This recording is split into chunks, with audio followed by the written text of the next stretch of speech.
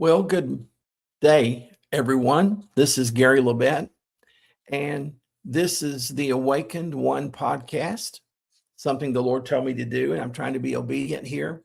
I'm getting a lot of good feedback from you guys, and I'm so happy to do this.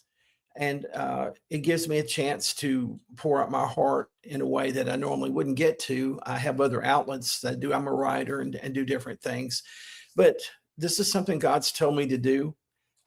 If you like what you're hearing today, click like and subscribe at the bottom and let me know where you're watching from. And that will give us an idea. I want to talk to you today about the words on the precipice. What that means is we're on the edge of a cliff. That can be good and that can be bad. If you look at the world situation right now, it looks like it's a bad thing. Wars and rumors of wars, we're seeing that on a daily basis.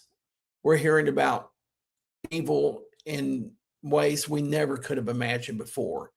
We're hearing about technological advances that we never could even fathom in our minds. You know, the things that we saw when we were kids on the Jetsons and different things, Star Trek. We're starting to see those things as part of our daily lives. The Jetsons, they talked to people on their wrist and saw them, and we just thought that was amazing. And now, of course, everyone's got an Apple Watch and they can do that. And so all this technology, all this change, it was inevitable. And I'm just going to prepare you folks. There's a lot more change coming, and it's going to come quickly. I talked the other day about suddenly. Suddenly, things are going to change. Now, we're on the precipice of a great move of God, a great revival. It's begun. Don't look for it on the news. If you're looking for it on the news, it's going to be few and far between, unless you go to some kind of Christian news. But the concept of being on the precipice of great revival is a recurring thing among modern Christian leaders, theologians, and cultural commentators across the United States.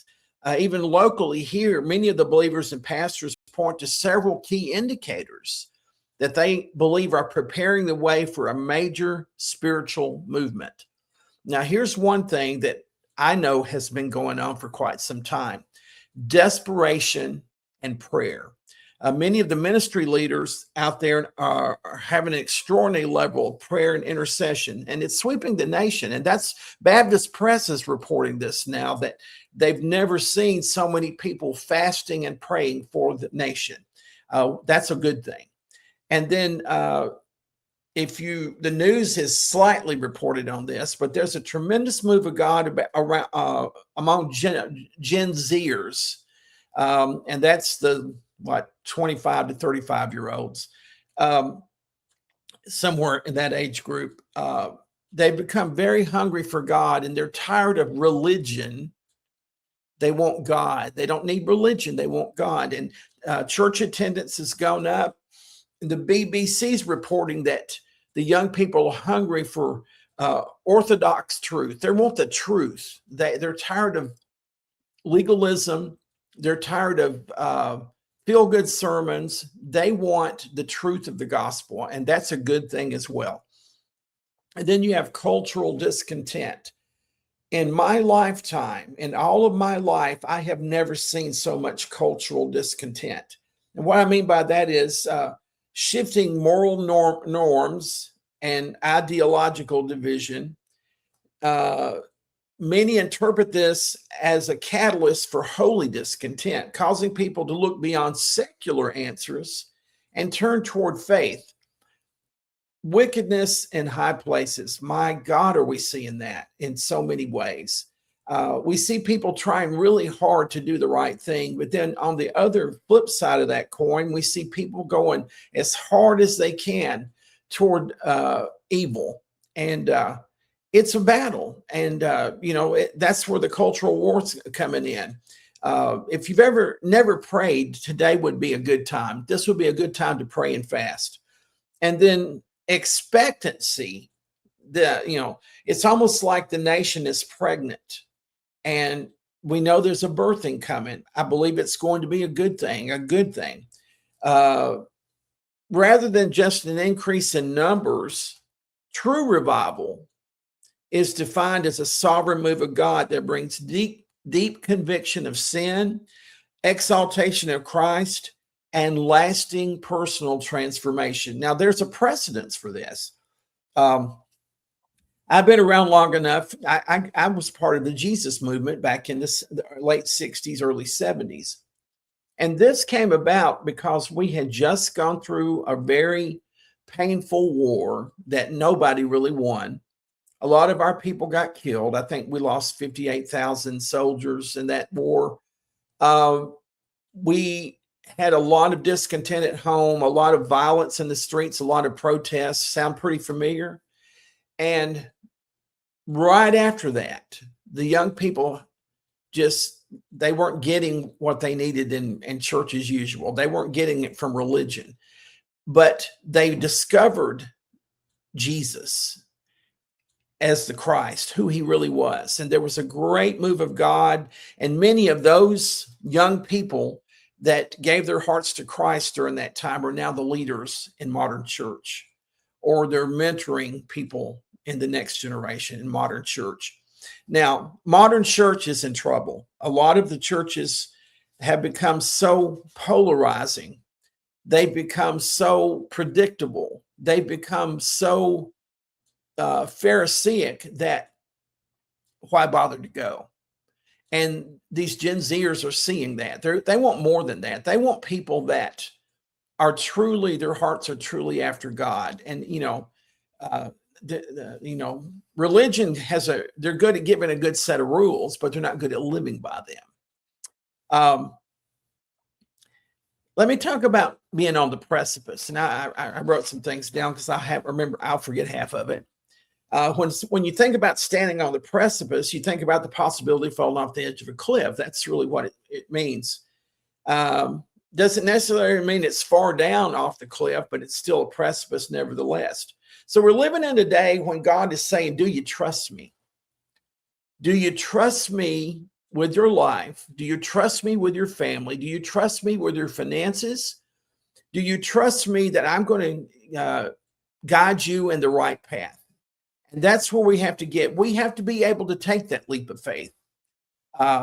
Maybe we need to jump off the cliff, not literally. Don't go out and jump off a cliff, but I mean I'll give you a good analogy of this. One of my favorite movies is Indiana Jones. I can't think of the movie. It's an Indiana Jones movie. You'll know what some of you Indiana Jones fans will know the movie I'm talking about. But they were in search of the cup that Jesus drank out of, the Holy Grail. And in order for them to get to where it was in the movie, they had to literally walk across this chasm, and there was no bridge there. And it required just a leap of faith. And so the diagram that they found showed somebody just stepping it into thin air. Well, so they made Indiana Jones do it, and he found that actually there was a bridge there. It was an optical illusion. And once he stepped on it, you could see it then. You could see the way. And so that's what God is telling us to do. Do you trust me enough that you'll make a step of faith, a leap of faith, and trust me during these very turbulent times? Now, it's not going to necessarily get better. The warfare is going to intensify. But we don't have to be afraid. We don't have to back up and say, oh, Lord, we're going to stop doing what we're doing for you because it's causing all kinds of chaos. No, we have to do more of it, folks. We're approaching the biggest move of God in the history of the world. I'm talking about billions of people being swept into the kingdom, billions, from all areas of the world. Let me tell you one of the reasons that Iran is so stirred up. because the biggest move of God on earth is happening in the country of Iran. The underground church there are thousands coming to Christ. They won't tell you this. They have probably dozens and dozens of mosques that have been abandoned because no one wants to go there. They want Jesus. God, let that happen in the United States. God, let that happen here. Let that happen everywhere. So we're on the precipice of great things, but not without a cost, folks. It ain't going to happen if you just sit back and cross your arms and say, okay, God, show me that you're God. It doesn't work that way. Now, he's God. He's sovereign. He's going to have his way one way or the other. We might as well just get in on his program. It will be better for all of us. But we're approaching the biggest move of God in history. Every indicator points to that because of what we're going through now. And it's an indicator. It happened during the Cane Ridge revival in Kentucky. And it happened back in I don't even know the year. I want to say it's in the early 1800s, but whenever that was, Abraham Lincoln's mother was saved in that revival. So you get my drift here. God was preparing this country, raising up a wonderful man like him to save our country. We're going to see people come to Christ in this move of God that will be our future leaders. We have to pray, folks. We have to pray. And a good way to pray, a lot of people live in small towns. Maybe the violence hasn't come to your streets. Maybe, there's not people marching and protesting in your streets.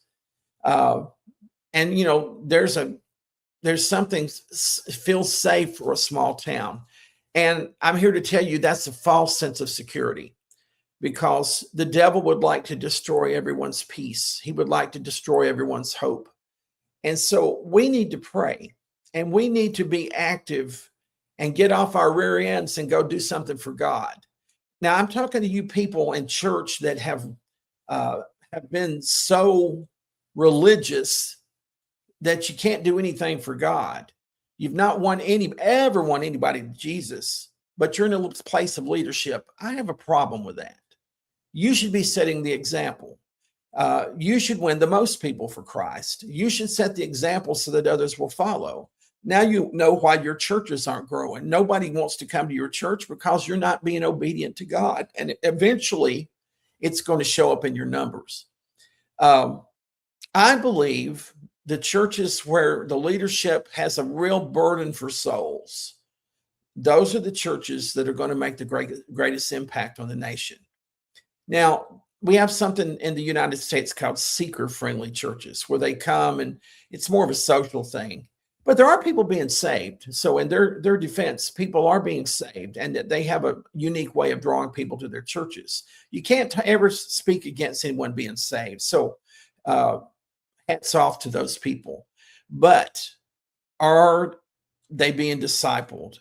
Are they being taught all of the Bible, everything that Jesus wanted us to know? Are the gifts allowed to operate in your church?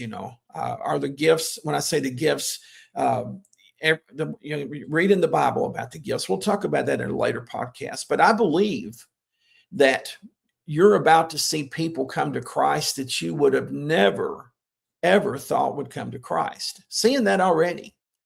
I believe that we're going to see, even in the White House, you're going to see people bend their knee before God. That's coming. We're in that season of time. I see God moving in a tremendous way, but it's not going to happen unless we become obedient to what the Lord is telling us to do, until we trust him completely with what we have, where this country is and where it's supposed to be going. We need to believe that God is in control and he has his hand on the situation. So if you've never prayed and fasted, this would be a good time to start. And we're on the precipice of something great. It's something to be excited about. But in the meantime, it's not going to happen unless we get on our knees and fight the good fight the good fight of faith. Amen. Thank you for watching today. God bless all of you. To God be the glory.